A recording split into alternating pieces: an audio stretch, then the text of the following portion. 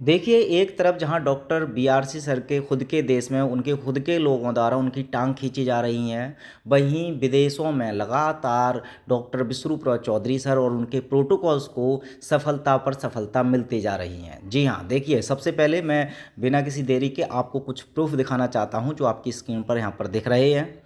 तो यहाँ पर देखिए, एक ये जो रिपोर्ट है वो national Ayurveda research and training centre Nepal की है। गवर्नमेंट ऑफ नेपाल का ज़रा ये लेटर देखिए, जो कि डॉक्टर विष्णुप्रसाद चौधरी सर को लिखा है इन्होंने। और ये जो लिखा है वो आप डेट भी देख लीजिए, 11 सितंबर 2023 को। तो ये हाल ही में, ये बिल्कुल वर्तमान की बात है, जहाँ पर एक तरफ आप देख रहे हैं कि लगातार बहुत सारे लोगों द्वारा बताया जा रहा है कि डॉक्टर बी आर सर के जो प्रोटोकॉल है वो फेल है। वहीं government of Nepal national Ayurveda research and training centre अपनी रिपोर्ट में क्या कह रहा है, ज़रा ध्यान से सुनिए। वैसे तो देखिए, ये रिपोर्ट मैं आपके सामने रख रहा हूँ, तो आप खुद भी इसको अच्छे से पढ़ सकते हैं। क्वालिटी थोड़ी सी अगर वीक हो तो इसको थोड़ा इसके रिलूजन बढ़ा करके इसकी क्वालिटी बढ़ा लीजिए, तो उसमें जा करके आप पढ़ सकते हैं। बट फिर भी अगर पढ़ने में असमर्थ हैं तो मैं इसको अपनी हिंदी भाषा में ट्रांसलेट करके आपको बता देता हूँ, मुख्य मुख्य बिंदु इस रिपोर्ट के। उसके अलावा ये जो रिपोर्ट है वो मैं टेलीग्राम ग्रुप में डाल दूंगा, उसका लिंक इस वीडियो के डिस्क्रिप्शन में मिल जाएगा। देखिए, यहाँ पे कह रहे हैं ये डॉक्टर विष्णुप्रसाद चौधरी सर को लिखते हुए एक स्टडी की है इन्होंने।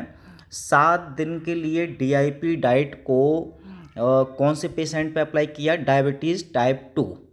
तो इन्होंने बताया है कि 7 दिन तक हमने रॉ वेस्ड डाइट यानी कि डीआईपी डाइट दी और कुछ आयुर्वेदिक ट्रीटमेंट भी करे, लेकिन जो डीआईपी डाइट का असर है वो बहुत ही ज़्यादा पॉजिटिव यहाँ पर मिला है।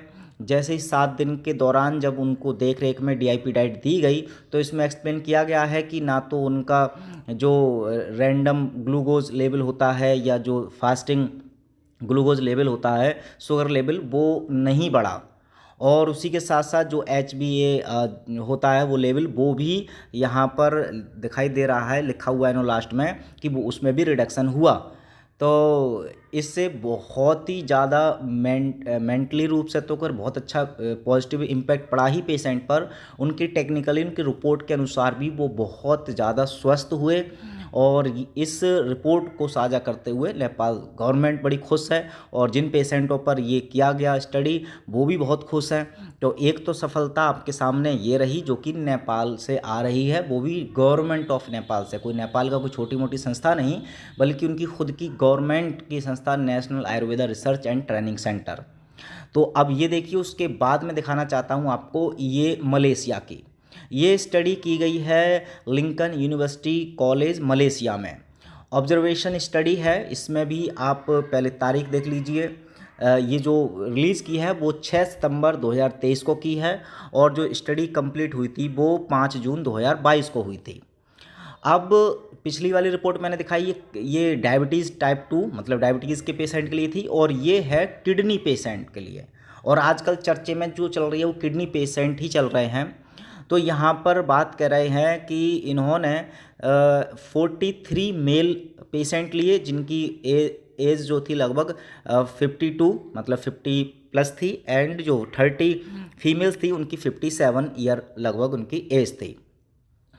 तो उनके लिए जो क्रॉनिक किडनी डिजीज़ थी उनको, अब उनको क्या दिया गया था, all the patients were put on plant based diet similar to the DIP diet and blood coupling therapy for 25 days. 25 दिन तक डीआईपी डाइट दी गई और ये ब्लड कपलिंग थेरेपी होती है ये दी गई। उसके बाद इन्होंने देखा कि average increase in GFR among males was 3.4 and among females was 3.6, मतलब लगभग मेल और फीमेल दोनों में ही बराबर जो GFR का लेवल था वो बढ़ा, GFR बढ़ा। तो ये अपने आप में बहुत बड़ी कामयाबी मलेशिया के इस यूनिवर्सिटी ने अभी साझा की। आप देख सकते हैं ये जो चीफ ऑब्जर्वर थे वो डॉक्टर अजीज़ अल सैफ़ी इस्माइल थे। इन्होंने ये स्टडी करके डॉक्टर विष्णुप्रसाद चौधरी सर के प्रोटोकॉल की सच्चाई साझा की है। तो ऐसे ही बहुत सारी और भी स्टडी हैं जो पास्ट में भी, ये तो बिल्कुल हाल ही की मैंने बताई हैं, जैसे 6 सितंबर की, और ये वाली जो है वो 11 सितंबर को आई है। तो इससे पहले भी डॉक्टर विष्णुप्रसाद चौधरी सर ने देखा कि बताया अपने सबूतों के साथ कि बहुत सारी रिसर्च स्टडी एक्चुअल में डॉक्टर विष्णु रॉय सर भी जो प्रोटोकॉल देते हैं वो भी पहले से स्टडी की हुई होती हैं, और बहुत सारे प्रोटोकॉल उनके नोबेल पुरस्कार विजेता साइंटिस्टों के जो स्टडी होती है उनको लेकर के वो खोजबीन करके लाते हैं। तो एक तो वो पहले से ही प्रूव्ड हो गई, ऊपर से जब डॉक्टर विश्रूप ने उनको मॉडिफाइड करके जनता के सामने रखा और उसके बाद जब रिजल्ट देखे हैं तब भी जो ऑब्जर्वेशन स्टडियाँ आई हैं उनमें लगातार सकारात्मक रिजल्ट आ रहे हैं।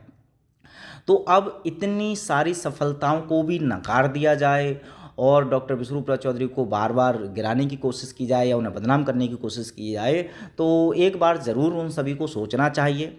हालांकि कुछ कमियां सब में होती हैं, वो सब लोग जानते हैं, लेकिन कुछ कमियों को मतलब एक इंसान के अंदर बहुत ज़्यादा सारी अच्छाइयाँ हैं लेकिन थोड़ी सी कमियां हैं, तो बहुत सारी अच्छाइयाँ को दबा करके सिर्फ बुराइयों को देखना कहाँ तक सही है। और बल्कि इसका उल्टा किया जाए कि अगर भाई बुराइयों को दबा करके जब अच्छाइयाँ ज़्यादा हैं तो सिर्फ अच्छाइयाँ देखी जाए, तो कौन सा पहलू सही है आप कमेंट बॉक्स में बताइएगा ज़रूर। ये रिपोर्ट देखने के बाद आप क्या कहना चाहेंगे डॉक्टर विष्णुप्रसाद चौधरी और उनके प्रोटोकॉल्स के बारे में।